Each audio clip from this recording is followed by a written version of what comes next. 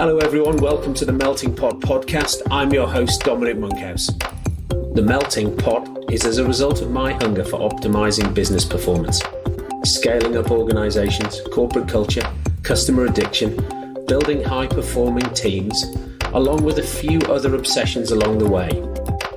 I've spent the last several years working for and with some of the most successful, top-performing companies in the world. And this podcast is my attempt to synthesize what I've learned along the way to help you build a high-quality business and live a more fulfilling life. If you enjoy the podcast, you can find more information on today's episode and other topics at dominicmonkhouse.com. Hello and welcome to the Melting Pot. I am your host, Dominic Monkhouse. Today I'm talking to John Rossman. And John must have been asked this question a number of times. What would Jeff do? John was at Amazon in the early days. And in fact, he's the guy that launched the marketplace, which today accounts for more than 50% of Amazon's revenue. We find out why he left. We also find out what tips, tricks, tools, habits that he either developed or taught to him whilst he was at Amazon, that he's then fine-tuned and honed with his own clients, SME and corps across the US over the last 12 years. And people have said to him, John, look, there's so much knowledge in your head. There's so many things that you've got. It's like a system. It's like sort of the Amazon playbook. Can you just create a book? So that's what he's done. Some of the things we talk about are this famous Amazon habit of spending 15 minutes at the beginning of every meeting to read the documentation before discussing it. And another one, which is, how do you write the future? How do you create? What is it that you create? What are the artifacts that you put together, and in what form, so that you can try and break out the status quo? I had a really great conversation with John this morning, and I'm sure you're going to enjoy it. Dom, thanks for having me. I'm John Rossman. I live now in Southern California, down in a little town called San Clemente, which is along the coast of Orange County. I work with companies and leaders who really want to figure out a way to innovate and operate better within their space, but they're looking for some new tools, techniques, strategies, leadership principles to do that.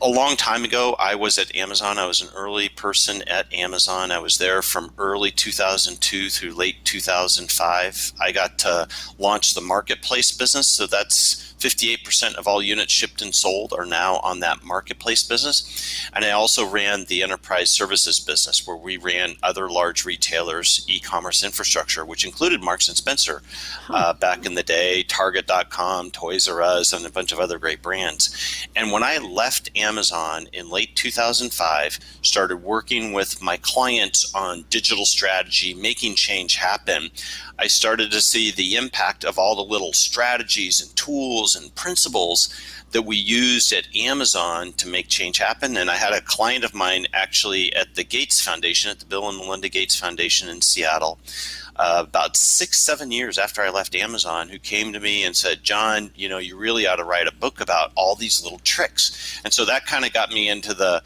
book writing business. I'm an engineer by background. I'd never even thought about writing a book. And so it's been a really fun journey for me of capturing all these little ideas. So the book I recently released is called Think Like Amazon, 50 and a half ideas to become a digital leader.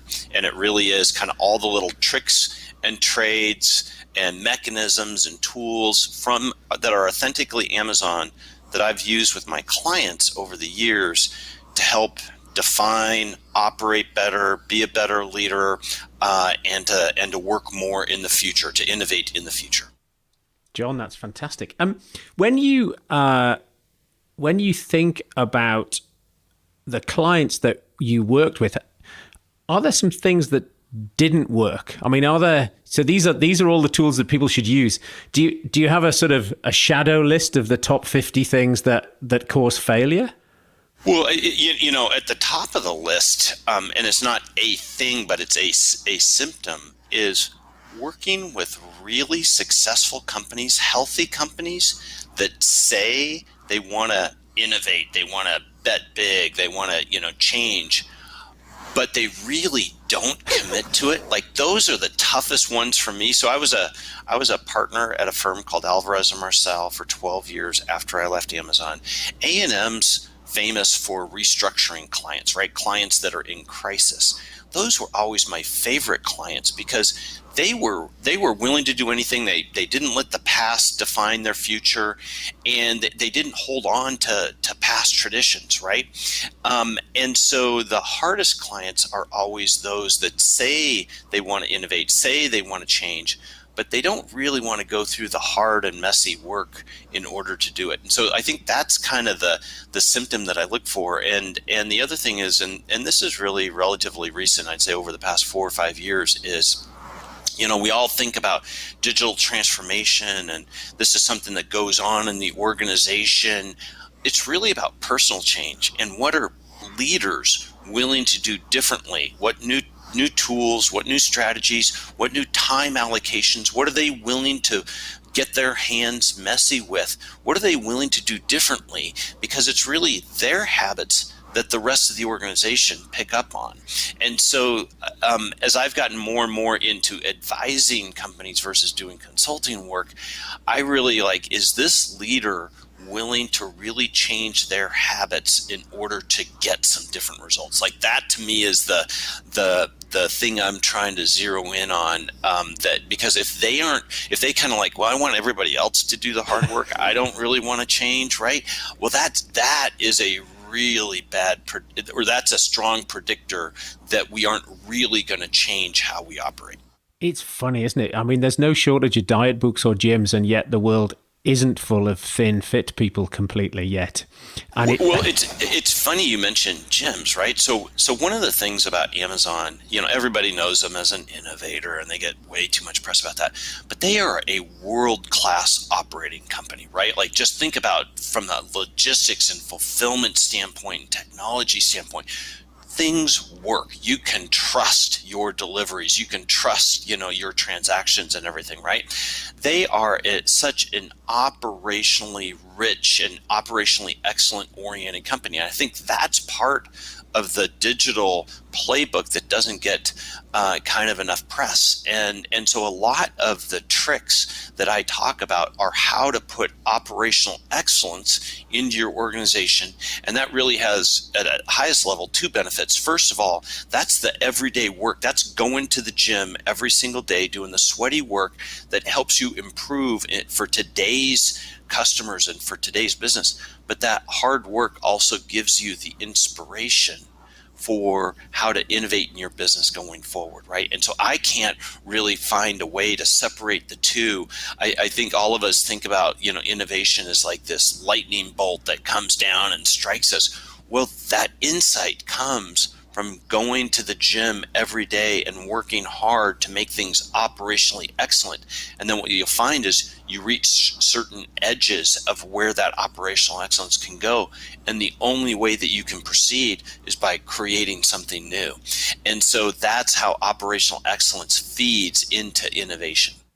And so how did that, if you go back to the you said earlier, you launched the marketplace.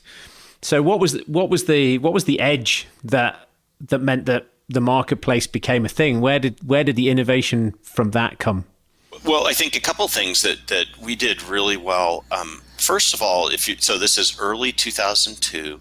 The big marketplace company at that point is, of course, eBay, right? And Amazon. This was actually Amazon's third attempt at a marketplace business. They had done something called auctions. They had done something called Z shops. None of those worked very well. So I was coming in to launch a new version of the marketplace. The first thing we did was really a strategic vision, which was we wanted a customer to be able to trust buying from Amazon or buying from the marketplace, buying from a marketplace seller as much as trusting from buying from Amazon, the retailer. And that's a fairly simple sentence, but when you actually break it down, it meant that we had to put a very complex choreography, set of transactions and data feeds and requirements on our sellers in order that we had the same operational control and understanding with our sellers as we did with Amazon, the retailer. completely different model than what eBay did, right? eBay basically just said, hey, it's between you and the seller, and everything, right? All we do is a listing. So we did a lot of things like that to create customer trust that put really hard work on Amazon as well as on our sellers. So I think that was something that we got right. But then the forcing function was we had to make it so that it was largely self-service for sellers, because we knew that we were going to be highly constrained in the amount of headcount that we were going to be able to add to support. And we wanted to have hundreds of thousands of third-party sellers on our website. We didn't realize it'd get to millions as it is today, right?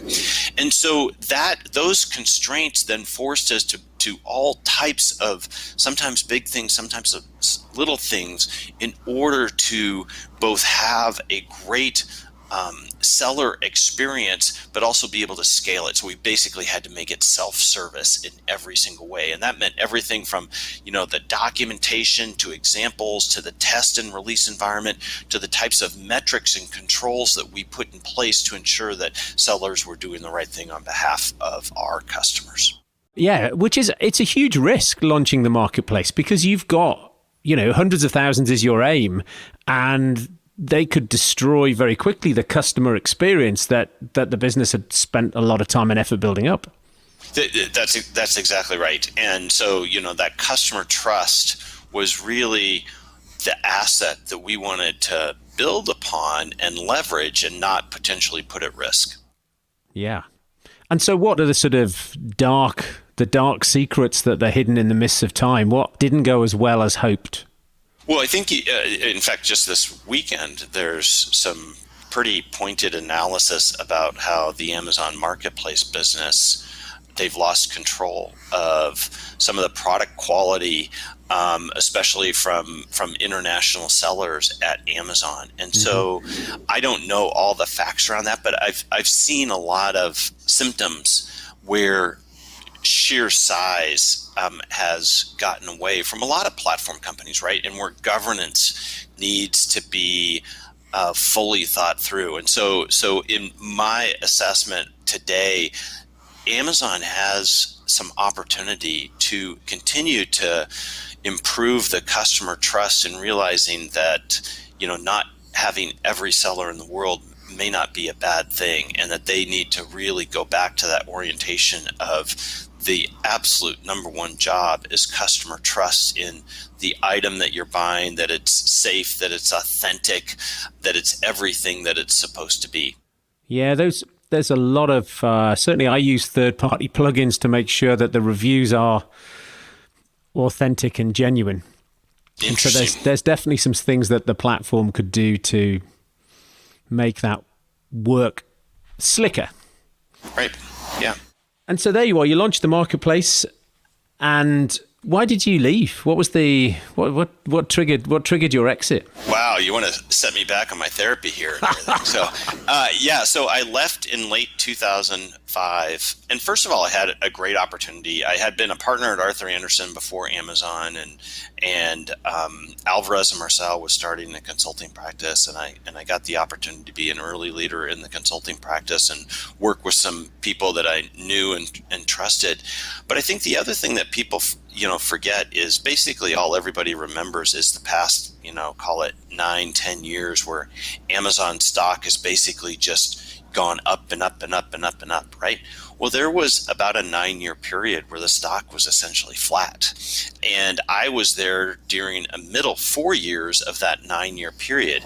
And as a senior person at Amazon, and their compensation structure is very public, they pay, especially at a senior level, a well below market salary, and all of the upside is in stock appreciation, right? And even back then, it was pure stock options. It wasn't even restricted stock units. And so if the stock didn't go up, you got nothing.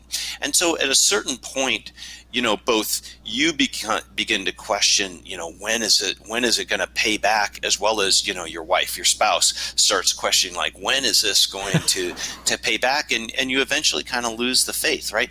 Nobody saw this coming from Amazon.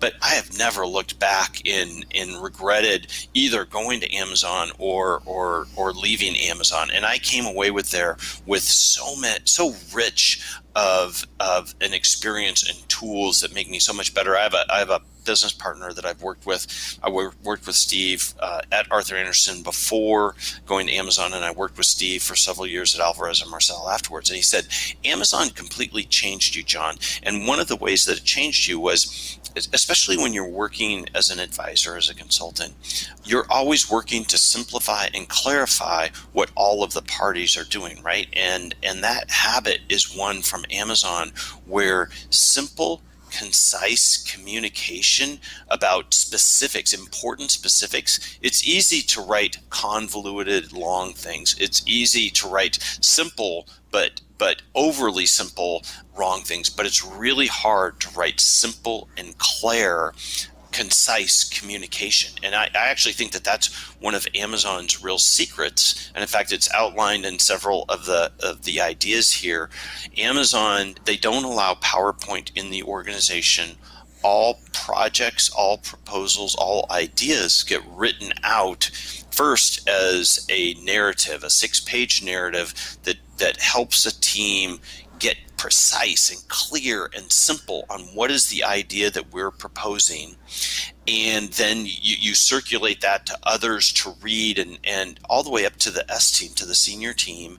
Meetings start with 15 minutes of silence where these documents, these narratives are read, and then conversation ensues. And there's so much goodness that comes out of that forcing function of writing out ideas completely. And it's one of the habits that I really try to work with teams on, is the richness and how important it is to write out ideas. And you will think through things so much better. You'll be able to pass them on to others so much easier and better and more concisely. It'll help you scale, and it will help your important change initiatives go so much better.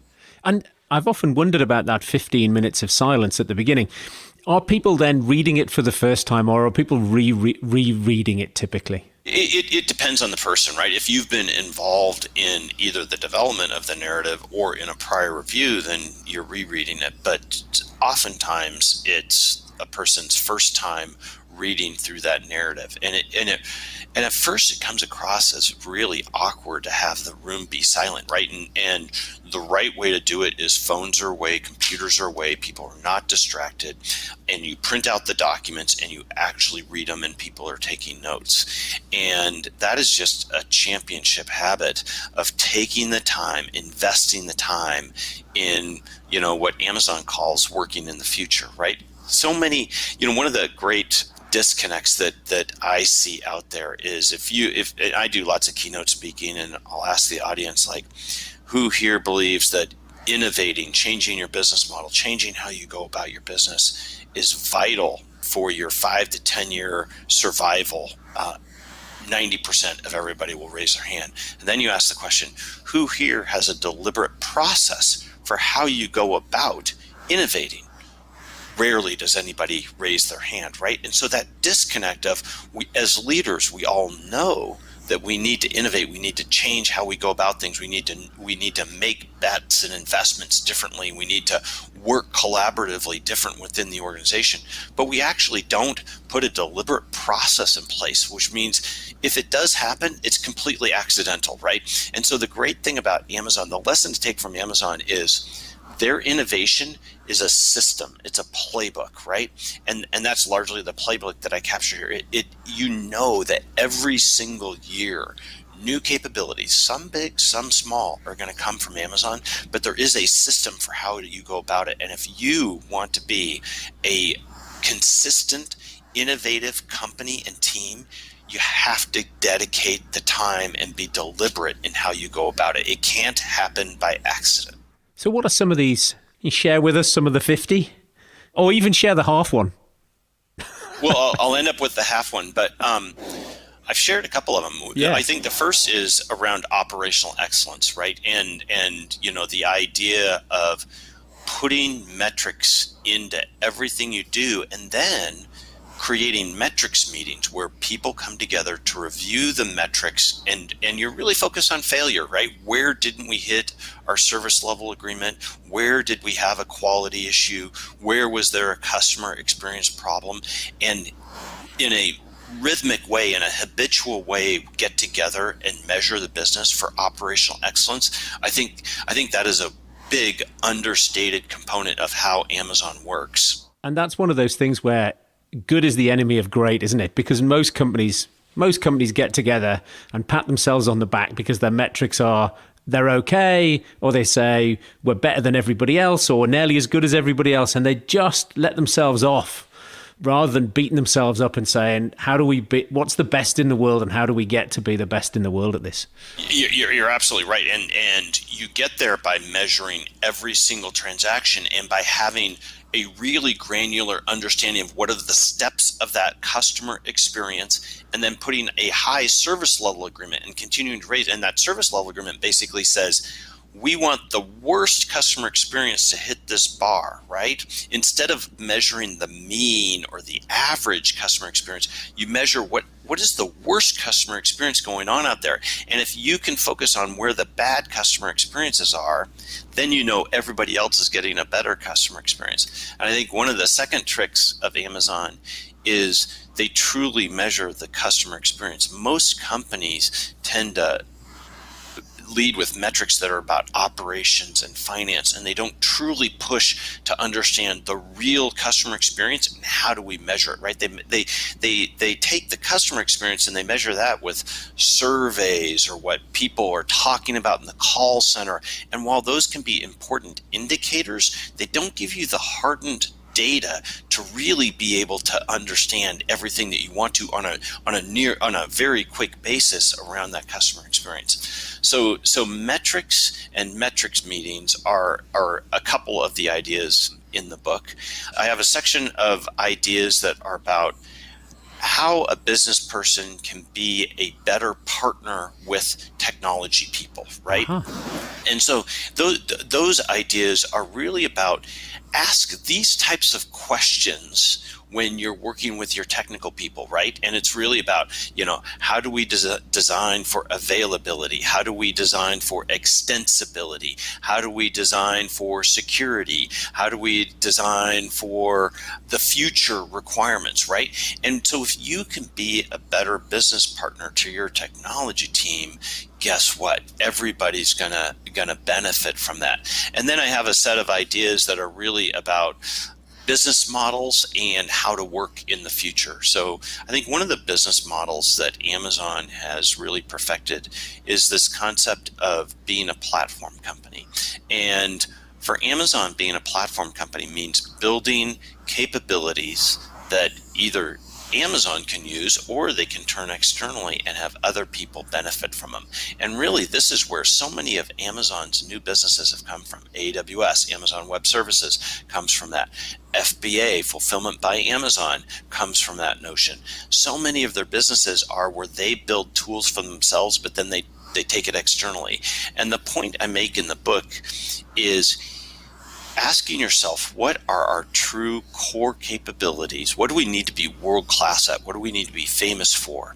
And how would I make those capabilities good enough that they could be self-service, that I could have external customers use those capabilities, that they could be cost competitive, feature competitive, availability competitive in the marketplace? Even if you don't go down that path, asking those questions will make you a better operator, right? And will give you ideas for innovation. And so thinking about how to be a platform company can be a really important set of strategies to invoke, even if you don't do that on a broad scale basis. And then this whole notion of, how to be a systematic innovator, how to work in the future more. And I have a set of ideas about, outlining how to write the narratives, how to write what's called a future press release, how to write FAQs, frequently asked questions, and how to write user manuals before you build anything, and how important those disciplines are. And those are activities that I always say, those are go slow to go fast types of activities, right? You take a lot more time up front before you decide to do something, but then you get really good at what we're going to say yes to, what we're going to say no to.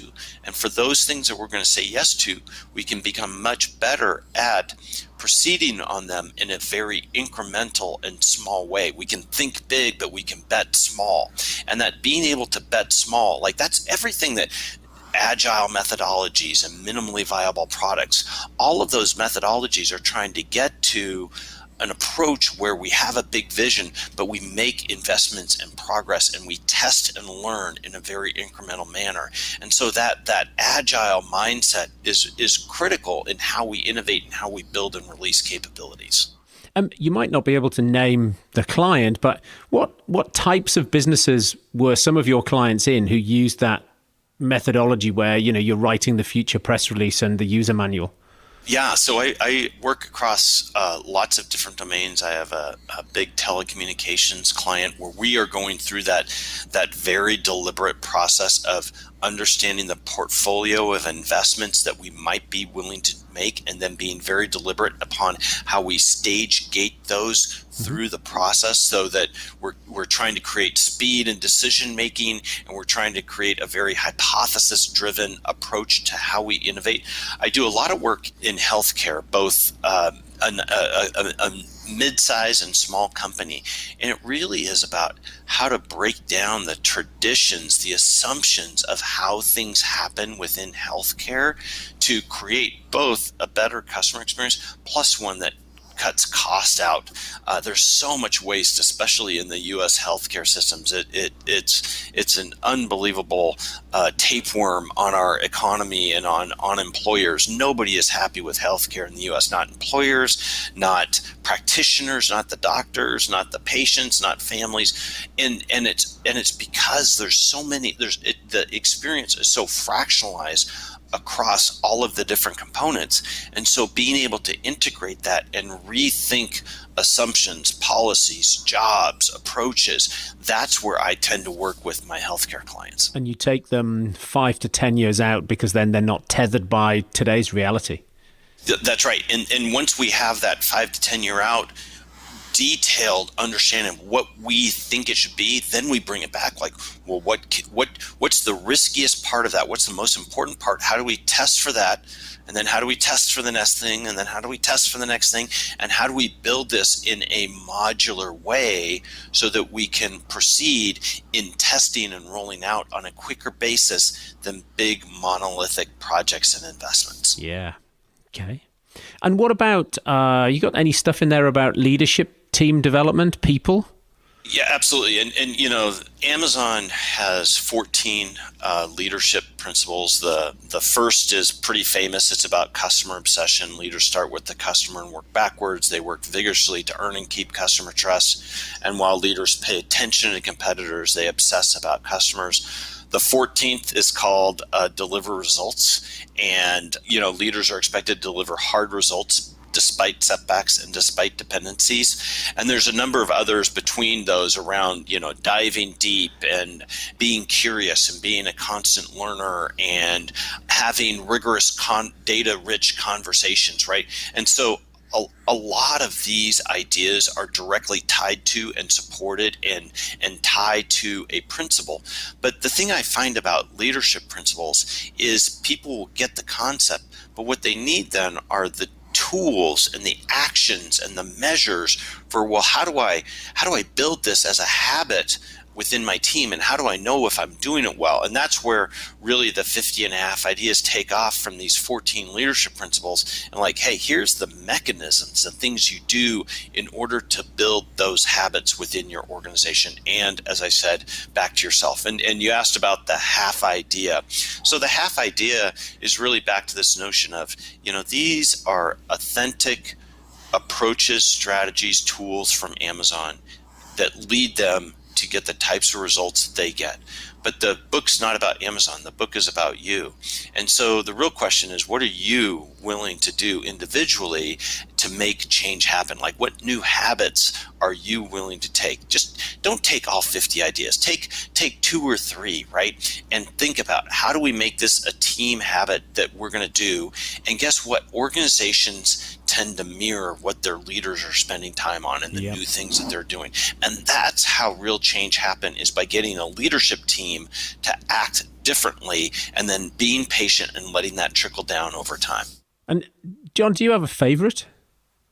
Or do you have a hammer? Do you have one that's a hammer and you use it more often than others? The hammer, I would say, is around the metrics, and people do not measure their businesses adequately, and they don't put those measures to work to make everyday change happen. So I would say that's the hammer. But my favorite is idea 9. Make the elephant dance: portfolio strategy and governance for innovation. And it comes back to this notion of, you actually have to have a portfolio view of what your investments, projects, and programs are, right? And what most companies are good at is the low risk, low potential benefit quadrant, right? Those are basically projects that we do every day that if we execute well, we know what type of benefit we're going to get. But what you don't have are what we called at Amazon are called bets. Those are endeavors where you don't, it sounds like a good idea, but you actually don't know if it's going to work or not.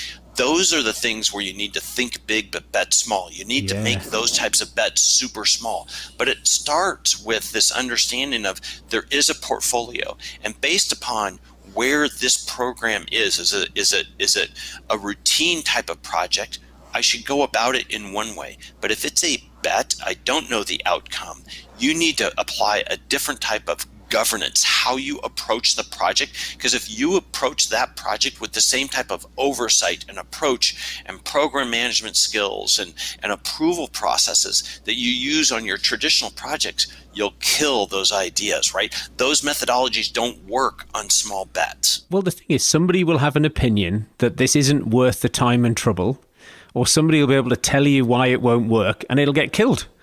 That's got, right. And the trick on those bets isn't to say why it won't work, but it's really saying, well, if we could get it to work, is it a big market, right? Is it a worthy market to go after? Could we envision ourselves being the type of operator that would succeed in this business? And how do we take the first steps? Like, what's the most important thing that we should test first in order to prove that idea? Because anybody can come up with reasons why something new won't work. And that's the type of exact situation where those are the types of questions you should be asking on your traditional types of projects. But if you lead with that type of perspective on these bets, guess what? None of them will ever get out of gate 1.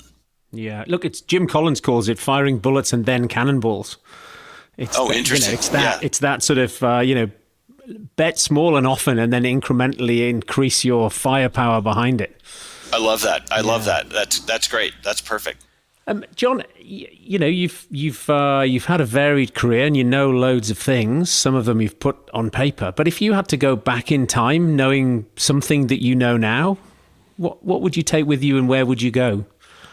I have both my boys are in college now, and I was hiking with one of them a week ago, and we had this talk about what's called the butterfly effect, and we were talking about time travel, right? And the butterfly effect is this common situation in science fiction books where somebody goes back in time and they just happen to step on one butterfly, and then they go back to real time, and because of that one butterfly was stepped on, the entire world has changed, right? So that's called the butterfly effect in science fiction.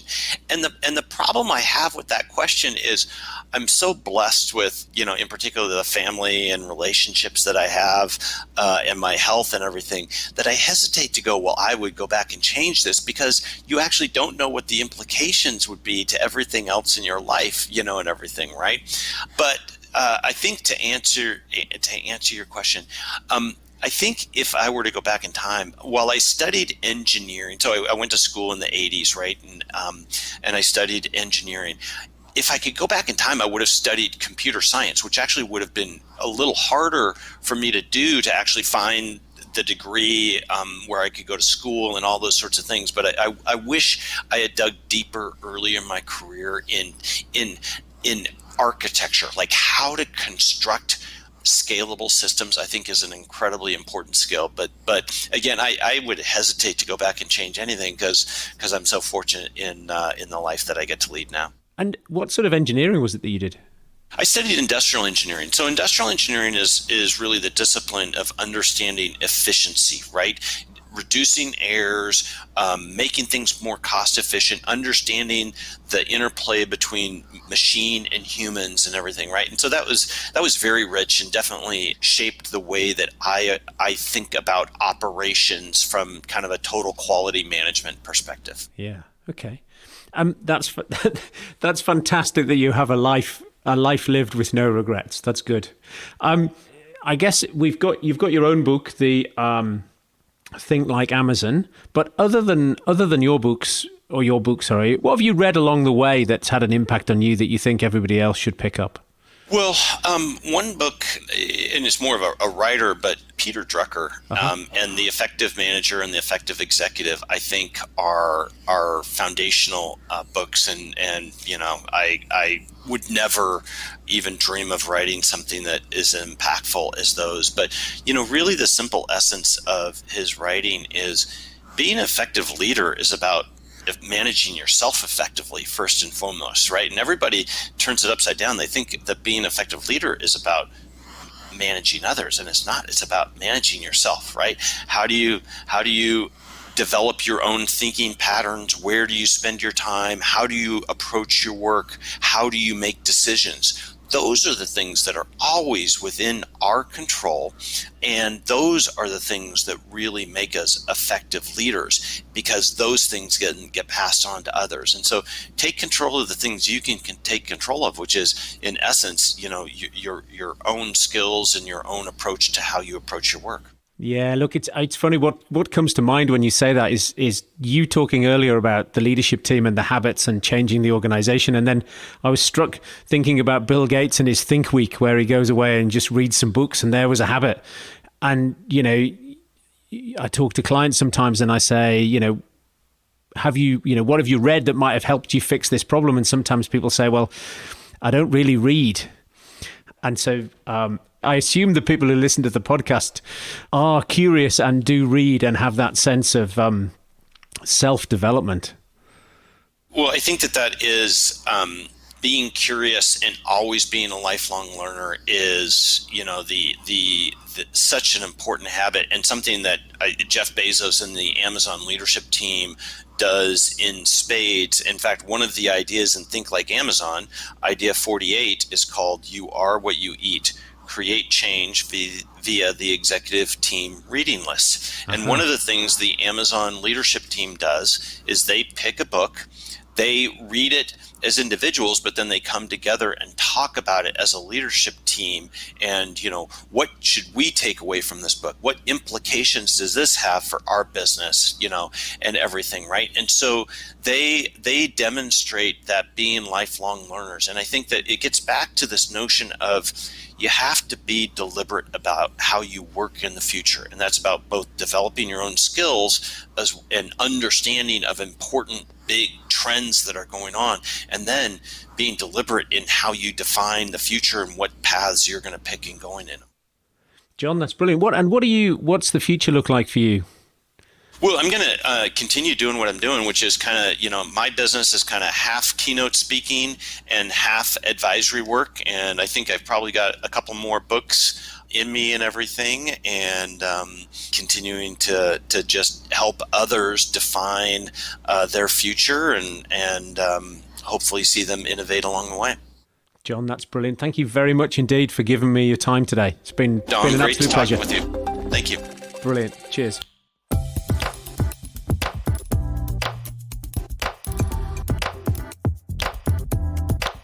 All this information and more can be found at dominicmonkhouse.com/podcast. There you'll find show notes, additional reading and links related to this episode.